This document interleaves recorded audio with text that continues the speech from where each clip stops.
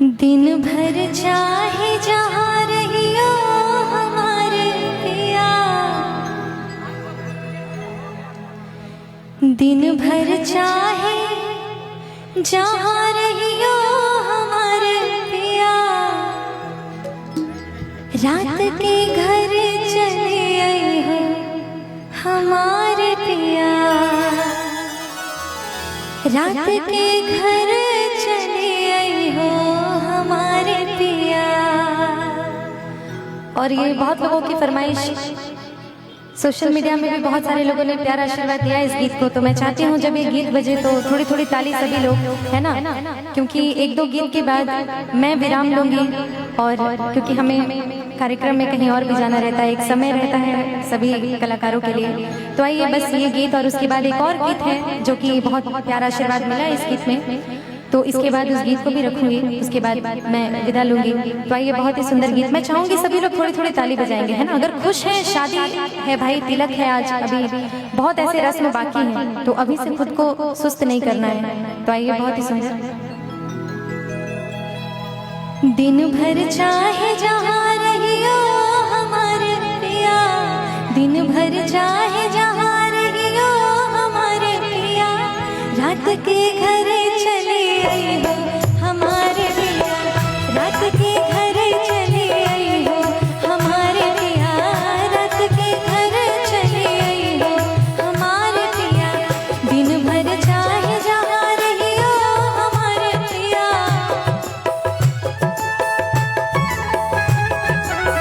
दिन भर चाहे जहाँ रहियो हमारे पिया, रात के घर चले आई हो हमारे पिया, रात के घर चले आई हो हमारे पिया।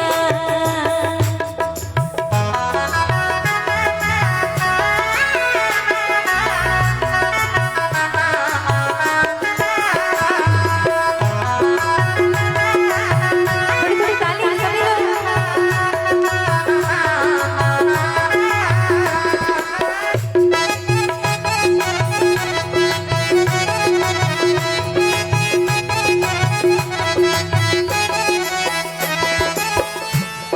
और क्या शिकायत है, आज की रतिया जी घर नहीं आई हो,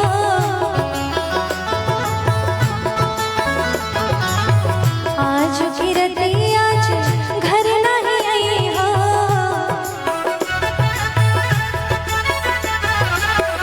आज की रतिया जी घर नहीं आई हो, आज की रतिया जी घर नहीं आई हो।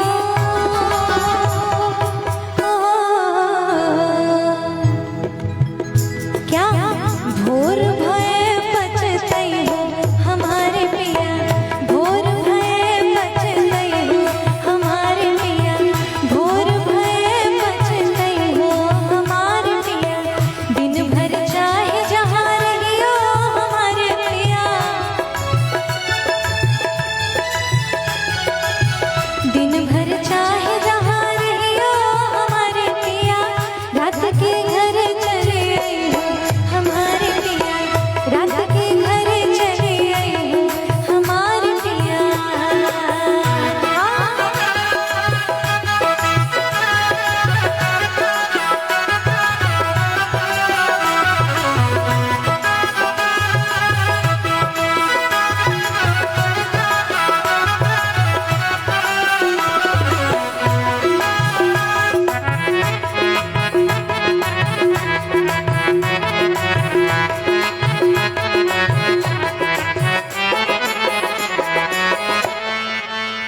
और जब भी पत्नियां श्रृंगार करती हैं तो वो अक्सर चाहती हैं कि उनकी पति की आंखें ही उनके लिए दर्पण बन जाए, है ना। और वो क्या कहती हैं, जब हम कर बजे सुरह सिंगरवा, जब हम कर बजे सुरह सिंगरवा, जब हम कर बजे सुरह सिंगरवा, जब हम कर बजे सुरह सिंगरवा,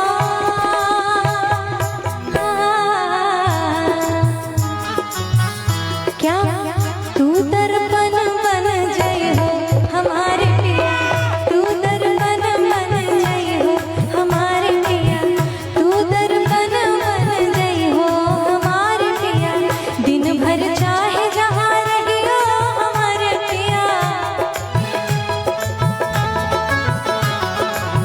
दिन भर चाहे जहाँ रहियो हमारे पिया, रात के घर चले आए हो हमारे पिया, रात के घर चले आए हो हमारे पिया, रात के घर चले आए हो हमारे पिया।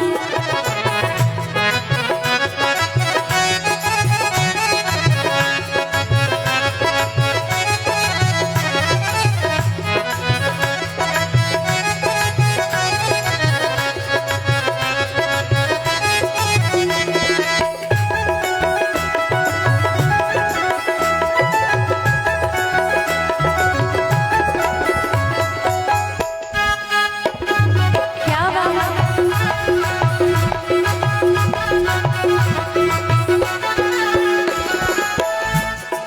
और बात में ये भी बात आती है कि समय से घर आने के लिए क्यों कहा जाता है। आजकल समय पुरुषों के लिए भी सही नहीं है, ये सब लोग जानते हैं। और ये भी बात सच है कि पत्नियां जो होती हैं वो काफ़ी चिंता करती हैं और फिर प्रेम से यही कहती हैं कि जब वो उनको ना देखें तो उनका मन यूं ही तड़पता रहता है। क्या तुम बिन जियरा जल बिन मछरिया, तुम बिन जियरा जल बिन मछरिया, तुम बिन जियरा जल बिन मछरिया, तुम बिन जियरा जल बिन मछरिया। ओ क्या कब तक